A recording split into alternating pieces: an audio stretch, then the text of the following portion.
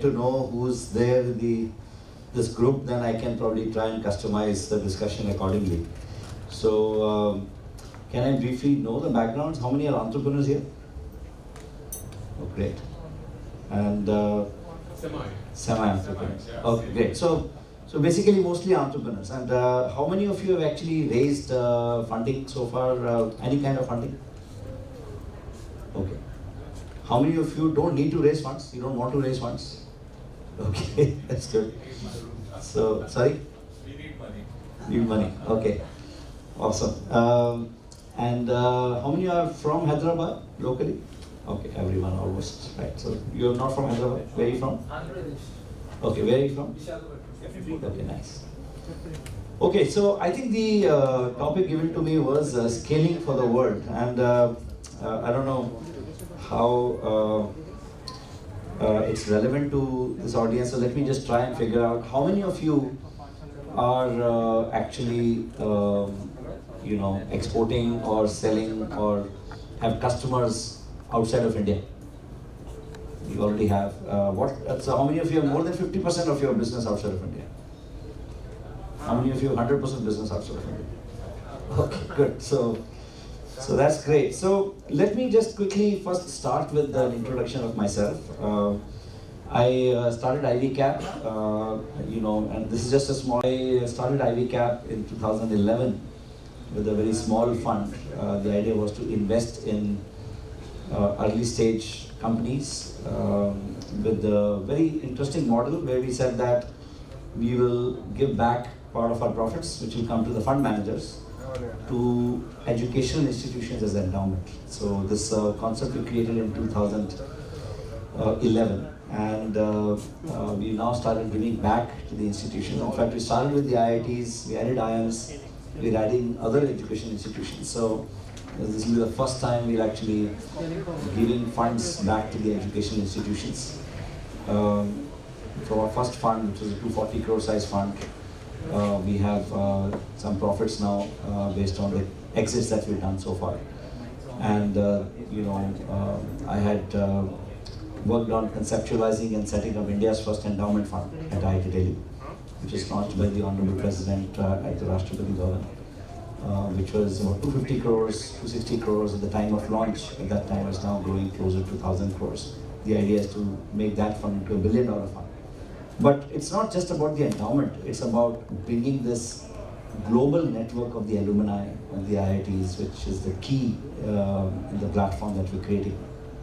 And when you have such a strong network of about 500,000 alumni around the world, you get local support anywhere in the world. So that's where the key strength lies within IvyCap, that we are able to take our entrepreneurs globally. When we have to take our companies from India to the US, Middle East, Europe, Japan, Australia, we have local presence everywhere, so we are able to really scale our companies globally. And the endowment angle actually connects and binds the entire alumni ecosystem, especially when the entire model ecosystem comes together. We have the deans of the IITs on the board of this trust, and that's how we currently manage about 4,000 crores of assets. We are in a third fund, which is 2,000 crore in size. We are investing mostly at Series A, range as low as 15 crores, going up to 50 crores as a first check, and then we do a follow-on of another 200 crores in our companies. We like to take substantial stakes in our companies. When I say substantial stakes, we like to take anywhere between 20 to 30%. And if you go to the next slide, this is the model that we work on with the very robust involvement from the alumni ecosystem. With the there's a rationale why we do that, is because even if you look at 102 unicorns in India today, or 103, number keeps changing every week.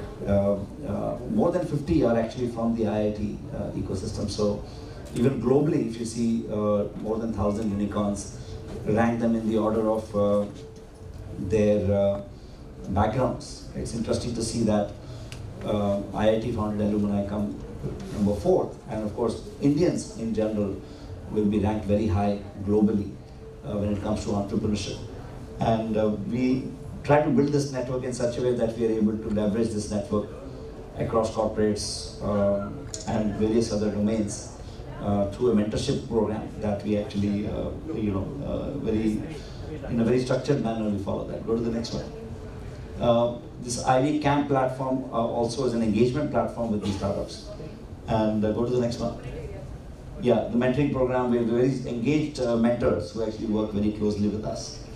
So we'll talk more about that. So now let me come to the topic, and I think I want to really make this very engaging. So I just want to understand from maybe each one of you sitting here, when you were setting up your businesses, how did you decide that you are ready for the world?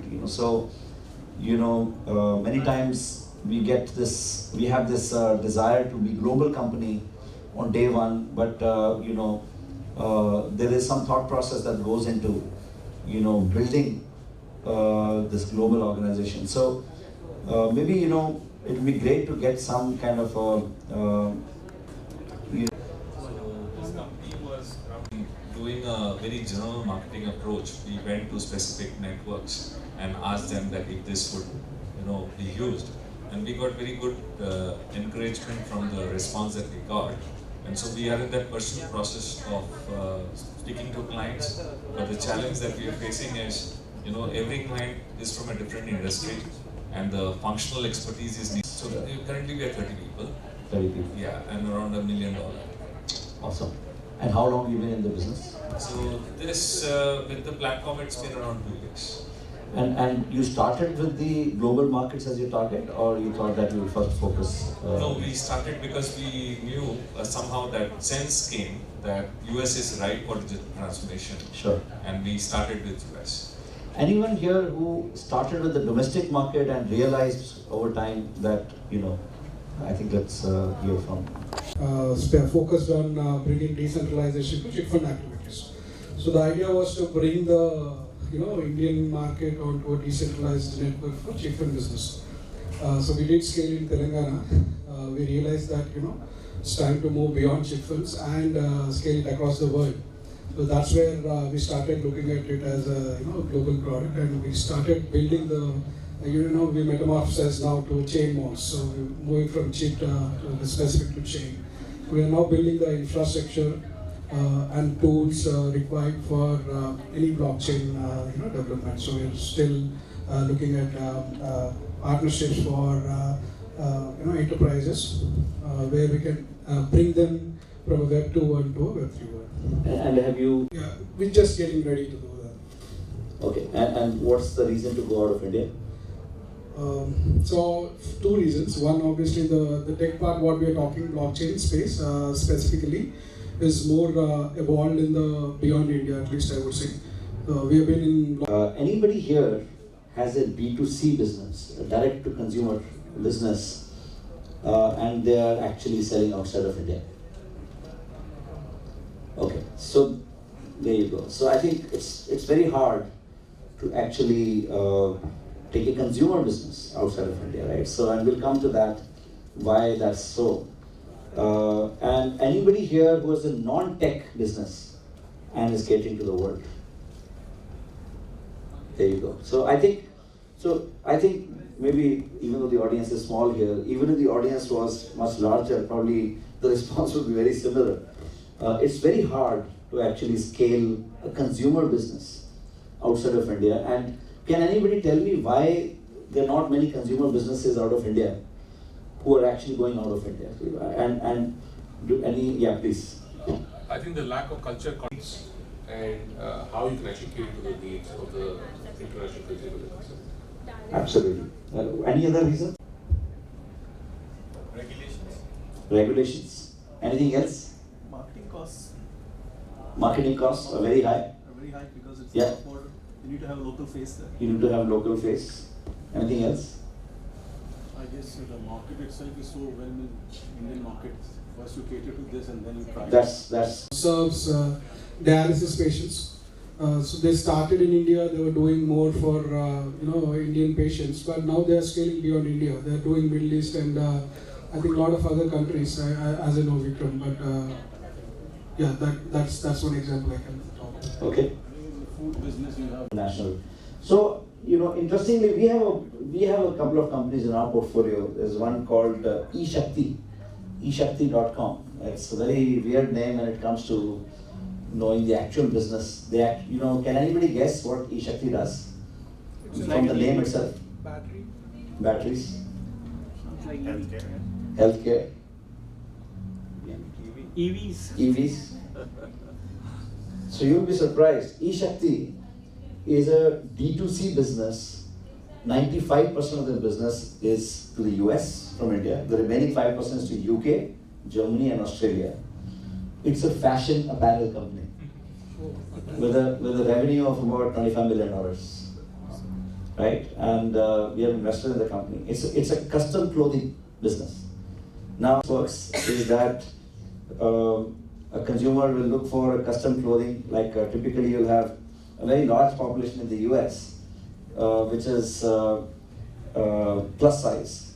And usually it's very hard to find plus size fashion for the designs that you're looking for, that you can locally source, because usually it's very expensive to cater to that locally. The demand-supply equation doesn't match for the people who are supplying that. So what eShakti did is actually created a manufacturing hub in Noida with a custom clothing model where all they have as a raw material is a white fabric. Even the printing is done within the factory. And every time an order comes online, the back-end technology does the printing, cutting, sewing plan, gives to an army of tailors sitting in the SEZ, and actually delivers each order separately. Each order goes as a custom order to the US markets. It's not an easy business. In fact, you wouldn't find companies in India, there are a couple of companies in China who could actually do this, but in India, this is the only company which actually does from India to the US, and successfully so. It actually scaled up to that kind of a size.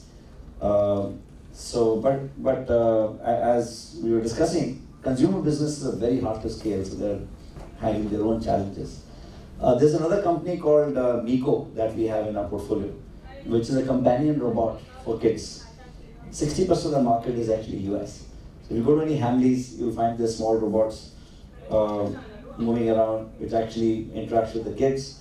It's like an Alexa in a robot, which has all the children content filtered, and 60% of the market is in the US, primarily because of the maturity of that market. And actually they've done very well. They're just in the process of raising about $100 million as their current round that they're discussing right now.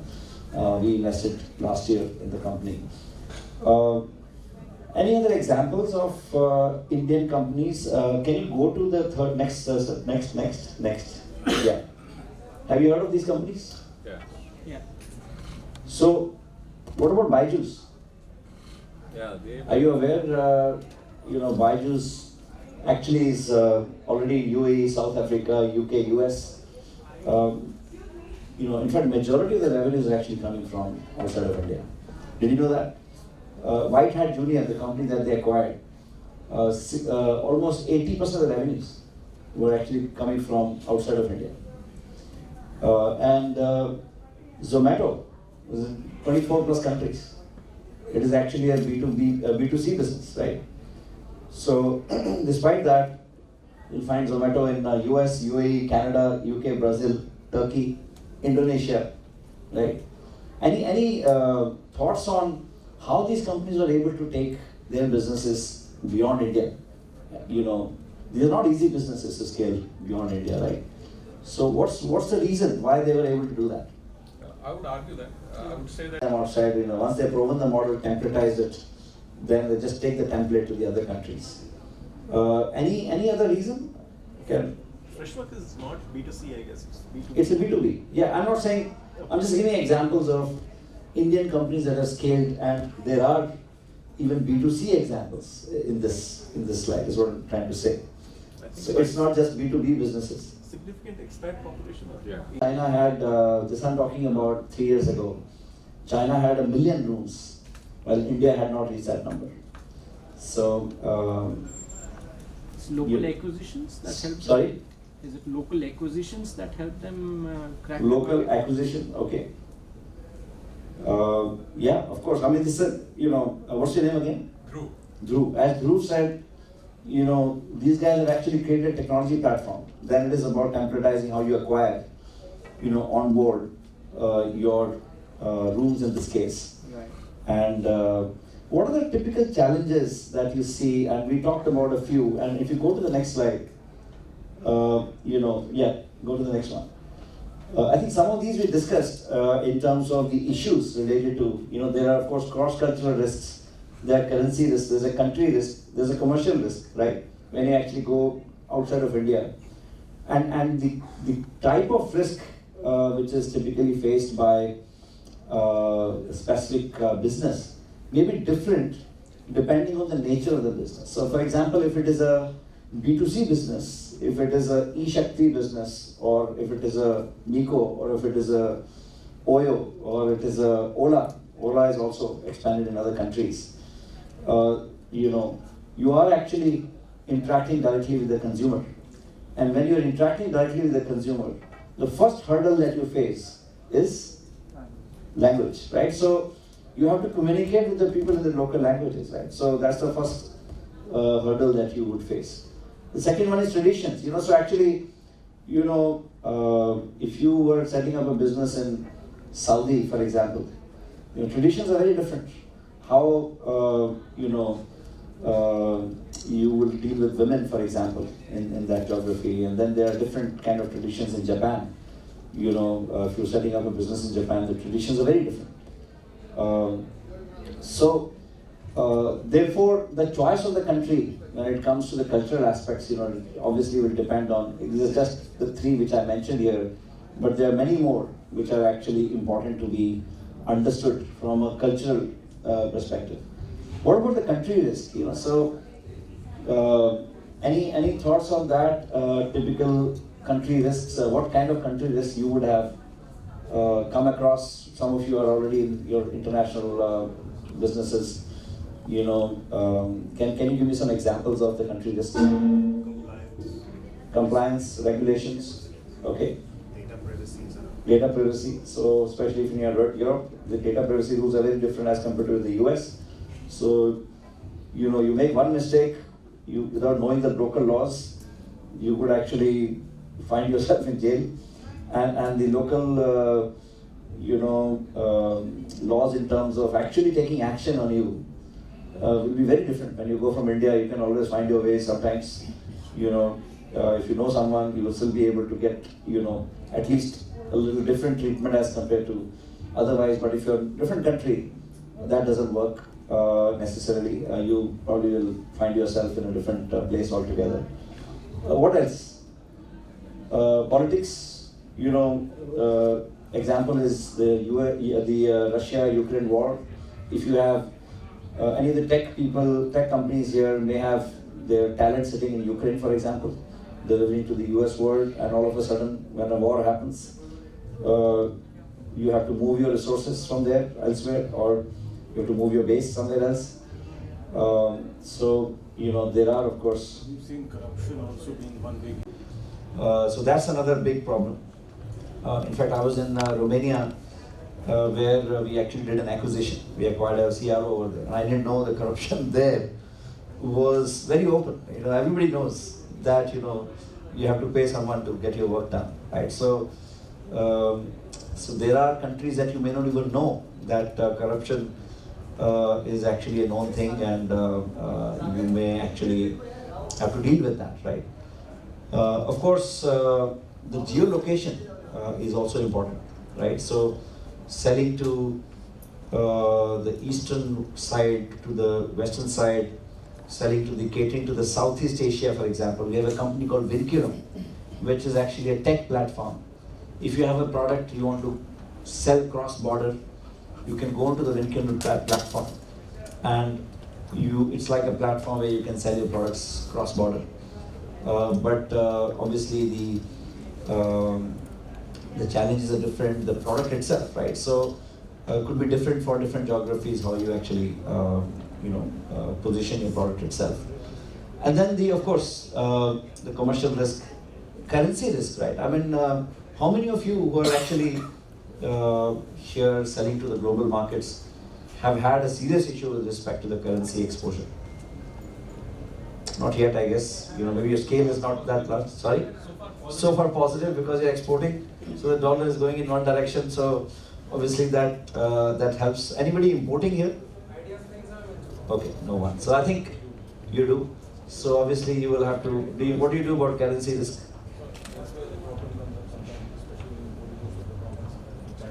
Right. Geopolitics sometimes affects them because of the timelines and shipping issues. Correct. So I think, not that, you guys already know all these things. I'm just trying to kind of debate these points because some of these points will help us learn from each other.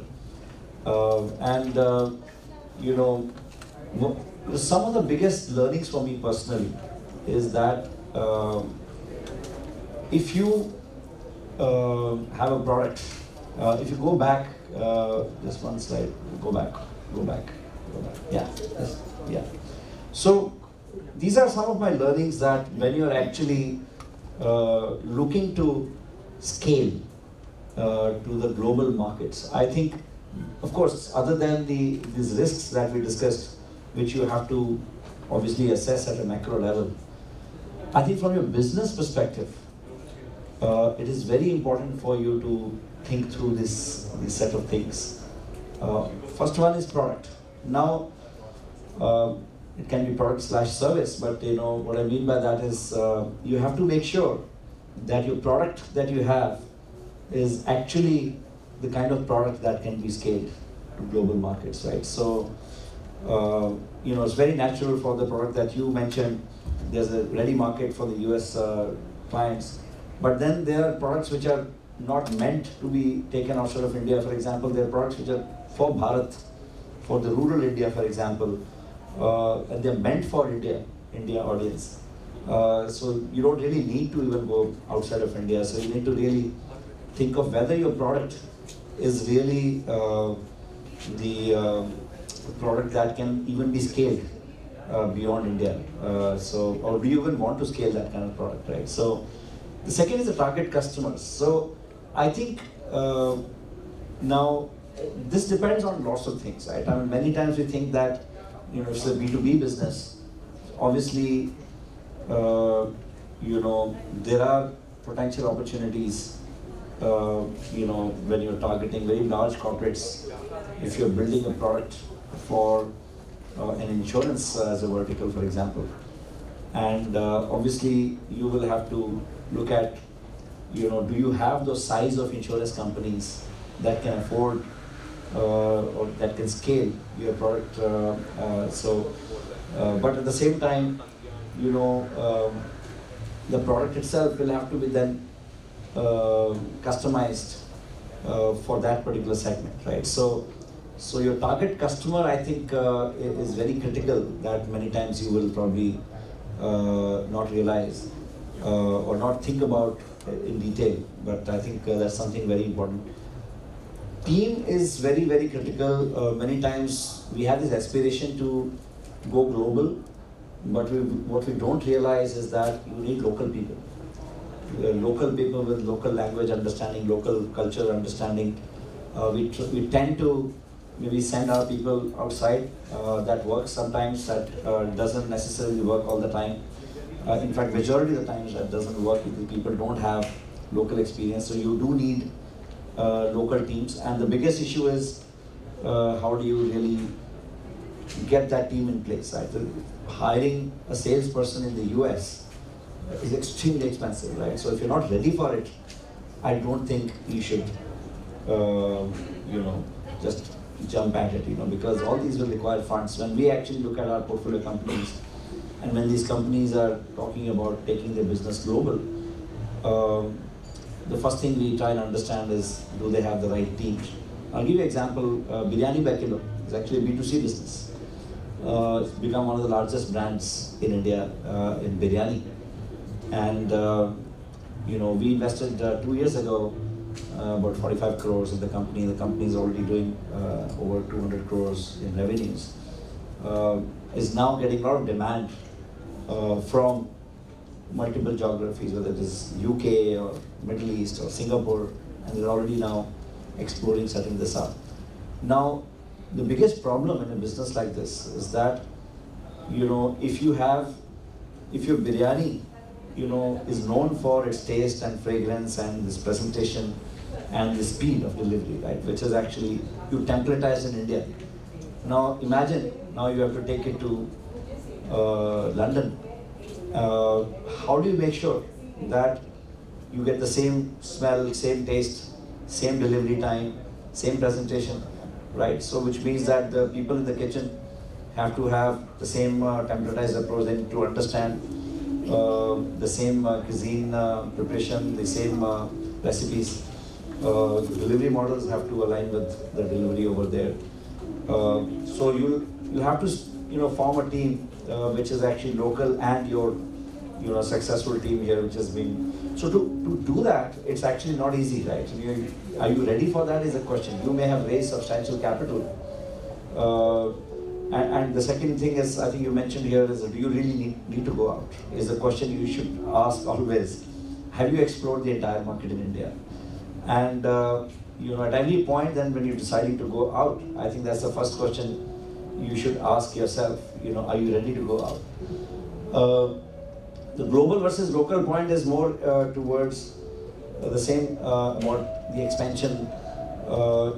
Somebody, who is just in Mumbai so far hasn't even expanded outside of Maharashtra. I've seen, in fact, a few entrepreneurs who actually are from Indore, and there is aspiration to become a global company out of Indore. Now, great aspiration to have. Business could be scalable, but what people don't realize is that they have this passion to scale this business globally, but they probably try to put the cart before the horse. They haven't yet tested their business in India. They make that mistake of going out before they even tested their business in India, and that's where they lose the plot. So I think it's a very critical. The other thing is competition, and I think this is something, again, many times people make a mistake in really assessing the real competition, because many times when you do your initial assessment, you might think that your competition is coming from a particular segment, but you don't realize that the way the business is done locally, the competition might actually come in a very different way. For example, in a pharma business, the way the pharma business is sold in India versus the way it is sold in US, it's completely different. A pharmacy, for example, in the US will actually sell these compositions in a very different way. They sell the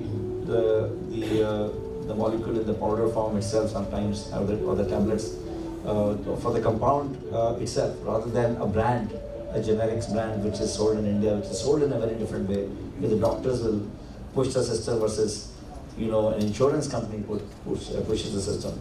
So you might actually be competing with an insurance company, a healthcare insurance company in the US versus a pharma company in India. So the nature of the competition could be very different in the industry that you're in. Entry barriers is actually about,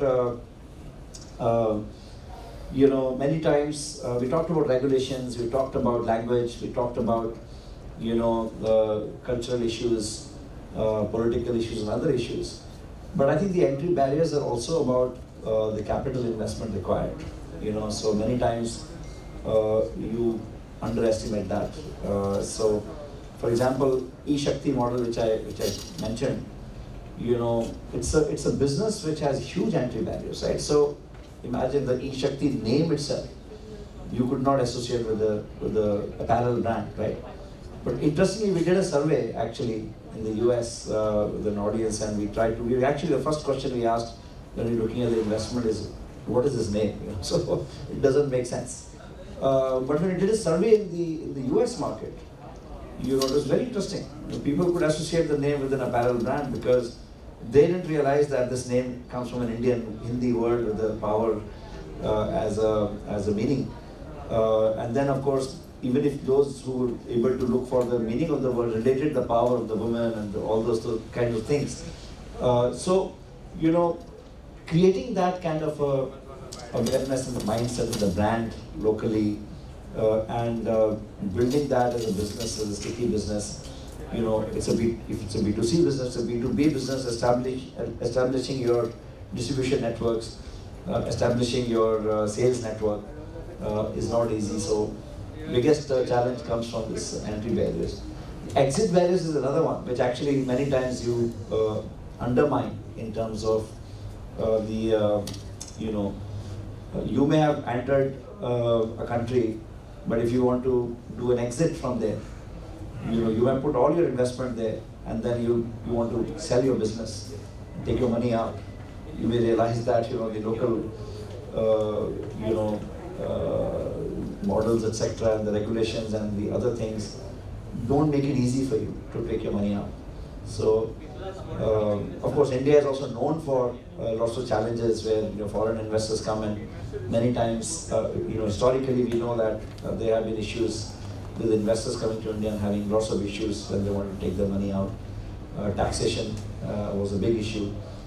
So that becomes an important one. And investor support. Actually, if you have a business and you plan to scale it substantially in a local geography, I think it's always advisable to have a local investor on board. So in fact, whenever we are looking at our portfolio companies and want to scale it quite substantially, we actually always try to look for a local investor partner. So we've done in most of our companies which have actually gone out. So we have companies like LUC Data, which is a drug discovery AI company based out of San Francisco that we invested in Series A. We made sure along with us, we got another US-based investor as a co-investor because they are local, understand the local investor ecosystem and the local challenges much better. There's another company called Synapsica, which is catering again to the US markets in the radiology AI space for spine. Very similar thing, we are actually getting a lot of local investors on board. So if your business is actually looking to scale in US market, look for a US investor also to support you. It's not easy, but you have to set up a US entity, and there are challenges in terms of is that a holding company versus a subsidiary. So now there are kind of models which are there. While of course the Indian government is trying to retain the IP in India, so lots of Indian startups were actually going to Singapore to register their IP, and in that sense, a lot of IP was going out of India. So India is creating hubs like Gift City. How many of you have heard of Gift City? So basically, it's an effort to make sure that you all get all the outside of India kind of infrastructure and regulations, etc. But being in India, so try to retain the talent and the IP like that. Coming to that point, right, I believe Freshworks also is more out of Singapore or some other place. I think it's more of the transition as well. So coming to this, I don't know much about the Gift City, but when you said like a similar kind of environment is created, does it include like some taxation relaxation? Yeah, so Gift City actually doesn't follow the Indian tax regime, right? So it's like a Mauritius created in Gujarat, right? So there is a zone created. That's a zone which is like a international zone. So and lots of funds are setting up there. I mean, IvyCap also will be setting up there, and in the last 1 year itself, quite a few funds have gone and registered over there, and it's going to grow more and more. And it's a great move in my view to make sure that you're able to retain talent as well as the IP in India. So that's Capital as well. and capital as well. And there's a lot of capital. The other thing is this is becoming a hub for global NRIs, because if they want to invest in India, they're finding this issue: should they come through Mauritius? Should they come through Singapore? So a tax man cannot go after a person who's invested through Gift City, because technically that person is not exposed to the Indian tax regime. So that's sense, because that's one of the biggest issues with many NRIs who actually don't want to file taxes in India, right? So that is the so that's broadly, what I wanted to give a very in just 1 hour. What's the time right now? How much time do we have? I just want to make sure that 10 minutes. 10 minutes. So let me, spend this last 10 minutes to basically just address some questions or some suggestions or thoughts, if anybody has. Yeah. So, I'm running for PC. And trying to do the business, it'll be very hard, given the competition, local competition, will be all sitting closer to the customers. So if you're trying to operate that business from India to sell to those customers, which is anyways not easy, you will probably have to burn more dollars to actually get to the same level as your competitors. So typically investors would advise you to physically move closer to your customers. So that's the reason they would typically, and especially at this stage, where you don't even have a team yet, and it's very hard to afford a team. So you are the team, and and if you have customers abroad, then it makes a lot of sense to be closer to them, at least in the beginning. And once your infrastructure is set up there, then it doesn't matter where you are after that, right? And also, sorry to interrupt. Also, the reason some of them will ask you to shift the holding structure over there is for that last point over there in terms of the next round investors. The next round investor, if they see your holding structure in India and your customers are in the US, they may like your business. They may like the fact that you're in the US but your holding company is in India. Now they have to subscribe to Indian shares. They will see exit barriers. If they want to sell their stake and want to take the money out, they don't know what kind of challenges they're going to face at that time. So they would rather just stay in the US geography and invest in your US entity and not get exposed to the India entity. That's the reason they typically try to, there is a higher likelihood to raise money in the US market versus in the India market. That's why they will say flip the structure. Yeah, so following that, the thing is that one, I get your point. Next question is that I have a tech investor. I basically need a tech platform. I need to get it developed. So a tech investor like give me a substantial stake like 40-50% because we are taking the risk for you. You don't have to pay us back anything. We'll just take check and we'll give you tech. Will just be a tech partner to you. We'll just invest tech with you, not money. They were asking for substantial stake rather than money. Yeah, that's a tricky one. I think that's there. You have to decide what is going to take your business to the next level. Many times there are companies which are like give you marketing and branding for equity. Like private treaties does that, and that's purely a call you need to make based on what value they bring. So the equity that you give to them has to be a fraction of the value they bring, rather than the other way around. So many times it turns to be the other way around. You give them more equity than the value they bring. That is where you make mistakes. So you have to be very smart, in giving away your equity. Thank you. Yeah. That there's nothing actually unique in terms of technology also.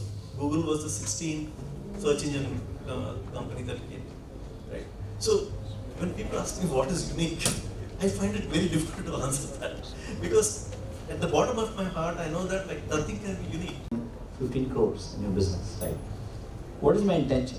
My intention is that this 15 crores should become 100 crores minimum, should become 150 crores. Today, if I take 20% stake in a company, I'll get diluted over the next 3-4 rounds. And maybe let's say if I'm starting 20%, I may come down to 10%. And at 10%, if I have to make a 100 crore value for myself, the valuation of your business has to be 1,000 crores, right? If I've invested 15 crores at 20% stake, the valuation today is 75 crores, right? Now you do the math, right? From 75 crores, you have to go to 1,000 crore number. Now, I have to take that money out in let's say 4 years or 5 years, right? That's my time horizon. So in that time horizon, if you have to grow more than 10x, almost 13x during that time frame, there has to be something that can scale you up to that level, right? If you're another run-of-the-mill business, another restaurant chain, which is actually fine, and or if you're a capital-intensive business that which will, if you need to raise a lot more capital going forward, then my 20% may come down to even 3%. So which means the valuation required might be even much higher, right? So I look for less capital intensive businesses first of all. Secondly, I look for how, so if I have to aim for the 1,000 crore valuation, you have to be able to convince me for a 1,500 crore valuation. I will actually, discount that a lot because, I will say, look, while you're very ambitious, I love that, maybe have you considered all these factors, I'll go global, in the second year of the business itself without factoring in all these things that we talked about, right? When you start asking a lot more questions, then you realize you haven't even thought through that. Now, what is the differentiators that you are able to communicate? The intent of that question is for an investor to know whether you're aware of the market, whether you know who else is catering to your customer, whether you know why a customer will prefer you as compared to somebody else, whether you know your customer segment in the first place. You may, if you are not clear about your customer segment, and if that customer segment gives you large enough volume and size, and therefore the sizing matters a lot, right? So I do all that math along with you, and in that target segment, right, are you able to, take it to the point where the customer says, yes, this is the reason I want to buy this product and not the other product, right? Biryani by Kilo example you mentioned was competing with Biryani Blues and Behrus, right? So these are brands they were competing with, and then there were local players. You talked about Paradise, there was this Talakpati, and quite a few local brands, right, which are actually trying to also scale beyond the local regions. Now, these people have created their own uniqueness in the local markets with the taste and the presentation and other things. But why McDonald's was successful is because wherever they went, they introduced some local flavors, right? When they came to India, they created this chicken kind of flavors in such a way that, it was, perfect to the Indian consumer. So you have to define your model in such a way that you're able to communicate your strategy to the investor, that this is how I'm going to keep differentiating myself. This is how I'm going to scale. And this is how I'm going to, be ahead of my competition. The competition is looking to do this, but I'm going to do something different as compared to them. Therefore, I'll move much faster at much lesser funding than what these guys would be needing. That's the intent of the question. So, if you're able to clearly articulate that, that means you have a lot of clarity about what you're doing. So ultimately, my objective is to see that clarity in your mind. You as an entrepreneur, ultimately I'm investing in you. Your business comes second to me. And if you are clear about your business, you'll figure it out. Maybe today, you're not able to get that clarity, but you have a certain style of working. And the way you form your team, the way you raise your funds, the way you talk to an investor, the way you segment your market, all that tells me something about you. And therefore I make a call that I would like to invest in you. And I know that you will figure it out. So we are a SaaS platform and we have decent number of customers in India and Middle East. We are trying to now go to... If you're targeting US, you can take a vertical as your focus approach, or a geography. You'll only be in California, you'll only be in New York. And then you can also look at maybe very defined structured distribution channels. As a partner who's already working with lots of companies of that vertical, right? So there are multiple ways to do it, but the one word that I would respond this is focus. So have that focus right from day one in terms of who you're delivering to, what you're delivering, and prove yourself there. And then people will want to put money with you, right? So that they know that you know how to cater to your markets. This is questions regarding Them are angel funded. About 1,200 are Series A funded. That translates to about 102, 103 unicorns, right? That's the pyramid. Now, if I bring $30 billion in this market to invest, I can't invest at the angel stage, right? I can't put even if I put, across all the 25,000 startups, this money, it won't make sense, right? so therefore, you end up looking at companies which are between Series A and unicorns, right? So I'm looking at Series B, Series C. The number of companies left there will be not more than 300, 400 companies, right? So therefore, a lot of capital available at that stage, last year, right? So therefore, you and me are competing for investing in him. You have a deployment pressure, I have a deployment pressure. His valuation is, let's say, from his perspective, 50 million mein chalega. But you want to put money, you'll say, okay, I'll put in 60 million. It's almost like bidding.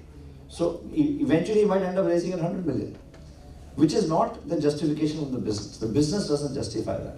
What is happening today, when those companies who raised their capital last year at $100 million valuations, they couldn't justify that. Today they're coming back. They're saying, our business has grown, it has become double, right? 50 million may have been justified. Today 100 million may be justified. But the people who put value at 100 million, they will not end up making any value for themselves if the company ends up raising at the same value as the last round. But investor who puts that money today at 100 million, the price being asked was the same last year, right? So effectively the value creation is there, but the valuation has not moved in this case, right? So it's a matter of, a lot of demand supply in terms of, and in a market like this, which is today, it's good market for investors like us, because today I have a lot more demand for capital and I'm sitting on capital to be able to negotiate the terms that I want. Sorry, little thing. Can we? Technical definition of valuation is the discounted value of the future cash flows, right? So now, if your future cash flows are going to be like this, you have a certain valuation, a multiple to your revenue is being given based on what I expect, how your graph is going to move. But if I see that your graph is going to move like this, your multiple will be much higher than a company whose graph is going to move like this. So it's a lot about your ability to justify how your business is going to grow in the future. And the justification of that can come substantially from what you've done so far. Sure. Because if you make a claim that now I'm going to grow like this, but for the last 15 years I've been growing like this, all of a sudden I will grow like this, very hard to justify that, right? But if you started growing already like this, so one can see that there seems to be a point of inflection building up, right?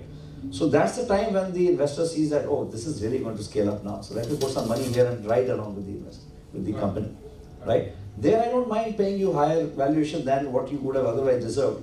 Because even if I pay you higher valuation here, I'm going to be here, right?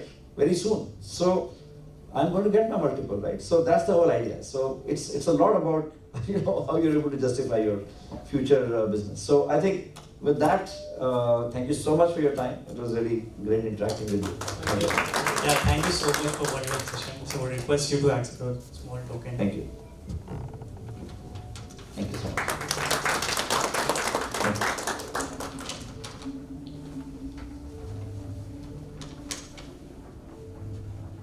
Thank you.